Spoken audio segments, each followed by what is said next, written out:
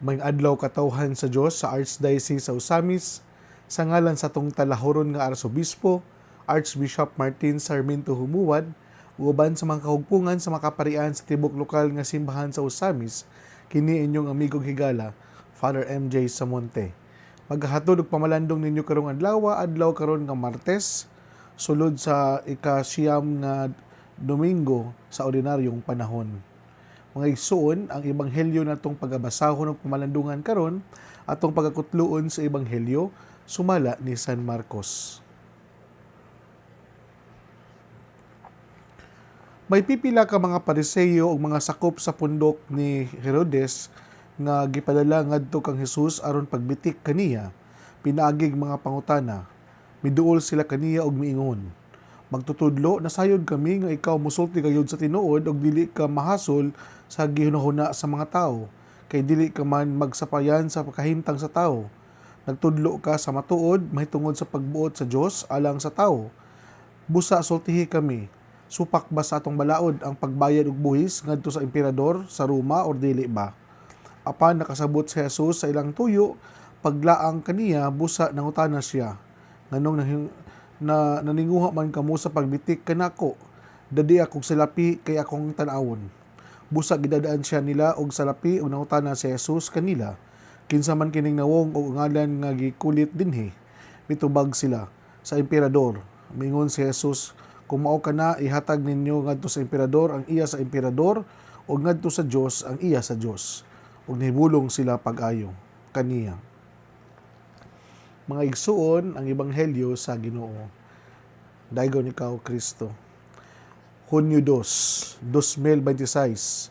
Adlawng Martes, ikasiyam nga semana sa ordinaryong panahon. Mga igsuon, akong pagtimbaya sa tanan natong mga kaigsuonan nga nagsaulog sa ilahang mga birthdays and anniversaries karong bulan sa Hunyo. Karon usab ang ato ang last month of preparation sa ato ang CBCP plenary. Naon pa unta ang tanang mga committees, tanang mga gitahasan o tanang mga naay mga responsibilidad sa maong pagpangandam sa panagtapok sa itong mga kabispuhan, atong i-give atong best. Dayon, we do it for the greater glory of God. Dayon, mga igsuon, malipayon kita no nga sa dinhi sa katedral aduna kitay duha ka adlaw nga higayon nga kita ang mudawat dinhi isip nga kita ang host no sa July 3 o July 8. July 3 mao nang sa preparation sa ato ang sa opening mass, then sa July 8 mao ang coronation sa ato ang mahal na birhen, ang Birhen sa Kuta. No, sa ato ang pagpangandam ni mga igsuon na aduna kitay mga komitiba usab nga gihimo diri sa katedral aron mapasayon o mas papacilitate og tarong ang maong event na i-held diri mismo sa Immaculate Conception Cathedral. So ako man nang gihatag na information aron na ang tanang pong mga parokyano nga involved nga adunay mga tahas nga madasigon kita nga mangandam og mainito nato nga pagadawaton nato mga obispo, arsobispo, mga kardinales sa tibuok Pilipinas nga usa ka spectacular nga panghitabo nga na diri i-held diri sa Archdiocese sa Osamis, particularly in Misamis Occidental, ang maong talagsaon nga panagtapok sa tong mga kaobispuhan. Magtinabangay kita o magkahiusa kita o with our humble and limited capacity using our intellect in preparation, mga strategies, mga pamaagi aron mapahapsay, mapahiluna o kanang labaw sa tanan mahimong order ang maong panagtapok. Mga igsoon, ang atong ebanghelyo karon nindot kaayo nga pagpahinumdom kanato nga dili di tanan na mga pangutana for the sake of knowledge, for the sake of inquiry. Ano na po usab nga pipila ka mga pangutana for the sake of kanang hanapan ta og kanang downfall or pangitaan tag sayop sa tuang mga tubag. Nagtuo biya ta nga ang usa ka tawo nga keep on asking, keep on seeking for knowledge, or it is a person who is seeking the truth, pero dili di ay. Ang uban di ay, they are just asking question for their own benefits, for their own pleasure, for their own vested interests.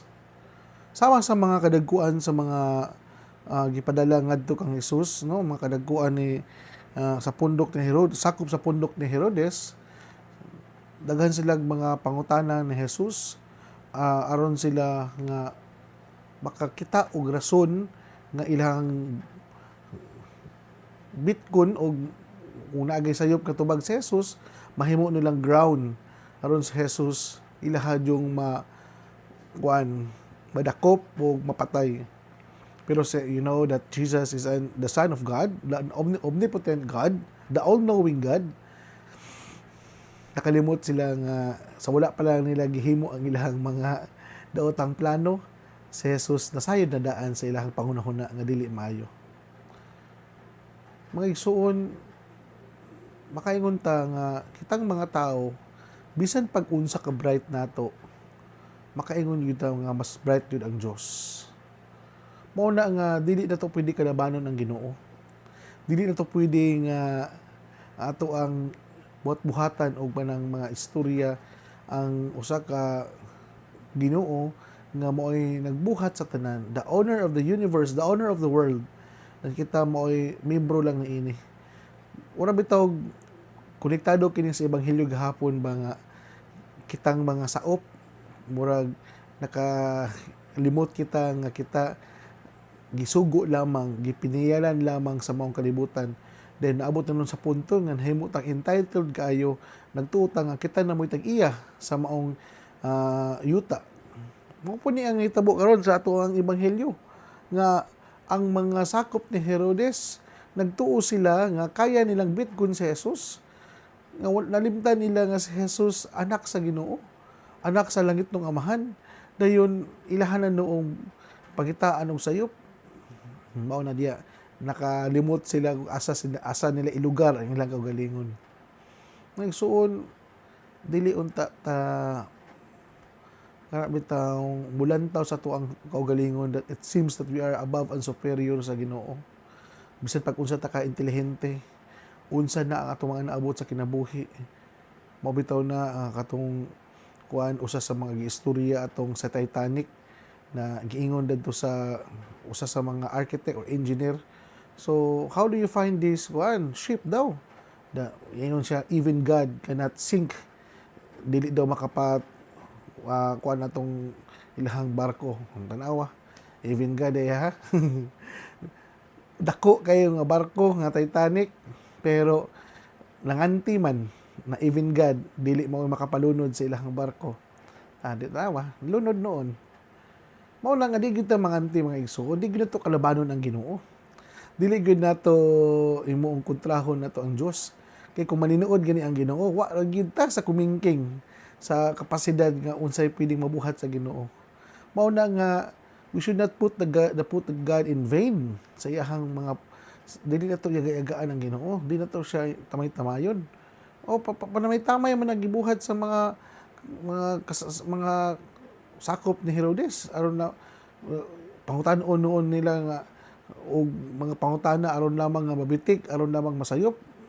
Bisig kabalo na sila unsay pangutana, sa tubag silang pangutana, dahil mangutana pagyud ka, mao na.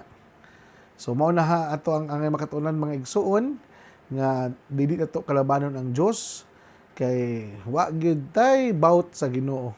Bisan pag unsa nimo ka bright, bisan pag unsa imong mga titulo og naabot aning kalibutan, kung ang Dios na imong kontra, wa gyud kay bout nga ana, perminted yung kang pilde, perminted yung kang tikio. Wala pa gani naniniod og tubag ang si Kristo sa mga sakop ni Herodes. Bounce back dayon. Mga bitawng tubag bitaw nga warag giliog ka diretso na mao na. Ang punto na kung mga igsoon ba nga dili ta mo mahimo kayong mapahitason sa tong kaugalingon. Abi kanya natay inaning mga naabot sa kinabuhi, abi kanya natay gisaligan, magpakumbaba gyud ta, magpalandong gyud ta kanunay sa kabubuton sa Dios. Kay usahay man gud lantaw na to sa tong kaugalingon, kung sa tong mga naabot sa kinabuhi, mura bitaw ta og kanang labaw na ta sa uban, mas labaw na ta sa Ginoo. Ayaw. We're always humble ourselves even though kung unsa imong mga naabot karon sa kinabuhi, bisan pag nahimo kang successful, daghan na kag mga naabot sa kinabuhi, daghan na kag mga na prove ngadto sa katawhan, but you have nothing to prove to God because siya man ang naghatag nimo niini, siya man ang tag-iyan niining tanan. Dapat ikaw kung ang Ginoo na gani mo imong katubang, ipaubos gid mo kaugalingon, mapaubsanon gyud ta nga magpalandong sa iyang kabubuton bisan pag usahay sukwahi og dili lalim nga sugo niya sa kanato.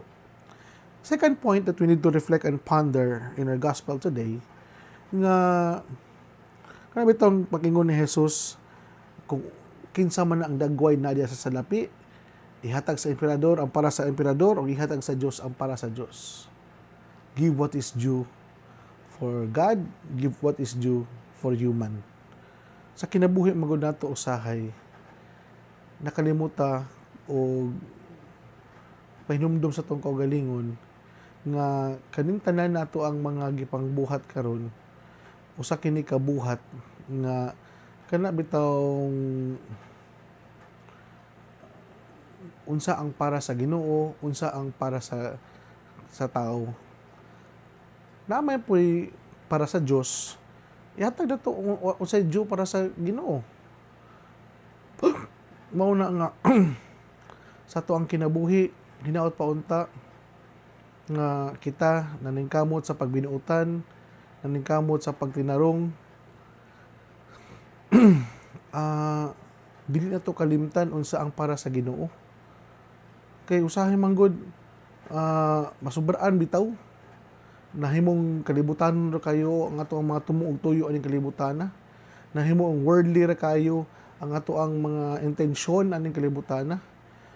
Instead of pleasing God, lahi naman ito gustong i-please na noon, we please people. Mao na nga, kung panahon sa Domingo, you should give what is due for God. Adlaw man na para niya. Kung panahon sa ating trabaho, we should give what is due for your company, for your work. Ana, dili ini mo kawaton unsa ang para sa Ginoo, kung unsa ang para iyaha na. Unsa pud ang para sa imuhang day-to-day living, para ihatag pud imong the best. Mao na nga panahon sa Domingo para na sa Ginoo, ayaw intaw ni compromise ang imong oras o panahon nga moingon kang wala na jud kay oras makasimba kay busy kay ko sa trabaho. No.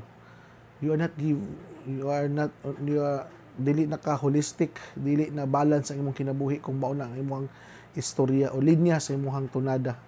Nga di nakakasimba, di nakakaampo, wala na kay panahon para sa imong pamilya, kaning family, balanced life, usabang gud kani ka nagpamatuod nga ikaw na ay oras para sa Dios. So, usa na ka-example ha nga unsa ang para sa Pangginoo gina nga oras. Then ikaduhang punto mga igsoon na naapod tay mga mga halad, naapod tay budget para sa ato ang personal o ato ang mga wants and needs in life. Ihatag po nimo ang para sa Dios. Naa kay gitawag nimo hatag uli or gitawag nimo og kanang tithes nga mao kini imong share para sa Dios. Ihatag po nimo ang share para sa pangsimbahan. Dili nila nga maingon nga para ni sa amo ang pagkaon, para sa among kuryente, para sa amo ang mga clothes, medicine, allowances. Napoy dapat para sa Ginoo. Nga makaingon ka sa imong kaugalingon nga ang para sa Dios gigahinan gyud nimo siya bisan pa man unsa ka simple, unsa ka yano imong offering para sa Ginoo, makapalipay na sa Ginoo. Makaingon bitaw mga igsoon kana bitaw mga tao bitaw nga mohatag og tithes o offering para sa simbahan, bisan pag unsa ka simple ang iyang panginabuhi, di gid siya makabati og kanang kapitos. Kay ngano man, kay iya man yung gitsapan ang iyahang sweldo isip pagpasalamat niya sa Ginoo nga mo'y source sa tanan. Tinuod ba ng mga igsoon? Proven and tested na based sa ako ang nakita sa ako ang mga igsoon, sa mga tao nga nag-share sa ilahang tithes, sa ilahang para sa simbahan, para sa Ginoo. Makaingon ba ako nga bisig unsa ka simple o dili man inana kadako ilang sweldo nang na budget ni nagtaraw ang ilahang kuan ba, ang ilahang kwarta. Pero katong mga tao na bisan pag unsa kadagko ilang mga sweldo, permente may kulang, nagkautang-utang pa. Kay ngano man, para raman sa ilang ginuna, para raman sa kalibutanon, para raman sa kaugalingon, para raman sa mga personal needs and wants, nakalimtan man nila ang para sa pangsimbahan or para sa pangginoo na bahin. Ana. So, mga simple o gyanaw lang na siya nga example mga igsoon, nga gipahinumduman kita, nga ang pagkamay natagon din nato, wala din agad kung nga natay extra. Ang paghiminatagon din nato, bisan pa og mao-maura, pero kung naa jud kay budget para what is due for God, ikaw blessingan jud ka sa Ginoo. Dili na siya buhat-buhat ng istorya mga igsoon, kundi based na sa akong personal observation o sa ako ang mga nakita sa mga taong muhatag yun sa simbahan. Ano bitawng ang uban may makaiyon kag kulang kay ngano man, kay wala sila pang budget para sa pangsimbahan na mauna nga imbis you have more than enough, daghan man kayo og mga kakulian on sa kinabuhi, daghan naman kay mga problema nga wala ni mo damha tungod kay wala man kay pagpasalamat sa Ginoo nga mo pahiluna unta sa tanan nimong mga finances ug sa imong mga concern sa kinabuhi. Usa lang na sa mga example mga igsoon. So akong pagtimbaya usab sa ako ang mga amigong higala nga mintambong sa ako ang last fifth year anniversary sa akong ordination anniversary. Salamat kay sa mga kaparian nga aming great nako. Salamat kay ni Archbishop nga mitambong gyud sa ato ang dinner no last May 30, 2026 dito sa Chicken Goldie. Salamat usab ni Ma'am Joy Tanyada nga moay nagpagamit sa iyahang restaurant o moay nagpahiluna kanato diha sa ilahang kan-anan o naghatag og mga additional po na mga sudan labi na diha sa lechon. Salamat usab sa Carmelas nga moay naghatag og cake. Salamat usab sa mga individual nga moay naghatag og mga ginagmayng mga donations. O salamat usab sa akong pamilya nga mianhi jud og mibiyahe from Pagadian coming here over to here to Samis o sa tanang mga amigo nato no diha sa Kapitan, diha sa Kabungaan, itong mga kaperyentihan gikan sa Mulave, gikan pa diha sa Clarin, atong mga friends diha sa gikan sa Chancery Office, diha sa itong mga youth, mga organization and ministry nga gikan sa katedral, no, mga katekista, mga kabatan-unan, mga sakristan, kinsa pa ba? Ato ang mga salamat usab gikan sa ato ang cathedral office nga naghatag og cake na silang Sister Harriet, silang Ate Shelo, o salamat usab sa ato mga kaparian dinhi sa katedral no na si Father Mario, Father Kelly James o si Father Lani nga kanunay nagsuporta o nag-abag kanato sa ato ang pagpangalagan dinhi sa simbahan.